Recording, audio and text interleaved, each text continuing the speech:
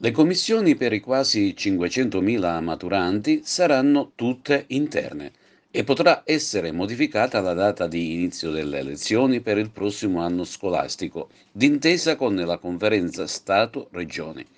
L'eventuale integrazione e recupero degli apprendimenti relativi a questo anno scolastico potranno avvenire nell'anno scolastico successivo e potranno essere confermati i libri di testo adottati quest'anno anche per il prossimo e diventa obbligatoria la didattica a distanza.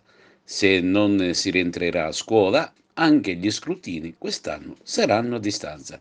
È stato questo il via libera dato dal Consiglio dei Ministri al decreto scuola, deciso di comune accordo con il ministro Azzolina durante la conferenza stampa di lunedì scorso. Con questa decisione si è voluto mettere in sicurezza l'anno scolastico, valutando con attenzione la crescita e la maturazione dello studente. Se ci saranno apprendimenti da recuperare, li recupereranno a settembre. In poche parole, non ci sarà nessun sei politico. Infatti i ragazzi saranno valutati con i voti finali corrispondenti all'impegno dimostrato durante l'anno e nella didattica a distanza.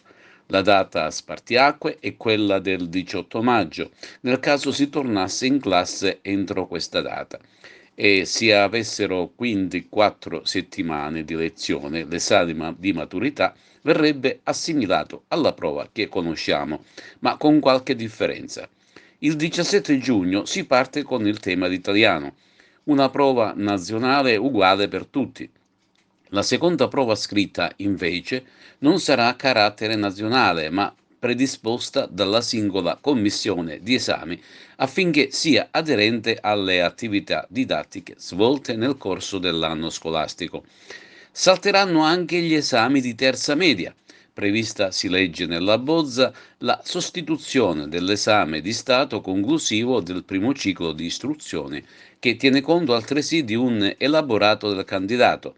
Per gli alunni che hanno lacune formative è prevista la possibilità dell'eventuale integrazione e recupero degli apprendimenti relativi all'anno scolastico 2019-2020 nel corso dell'anno scolastico successivo, a decorrere dal 1 settembre 2020 quale attività didattica ordinaria.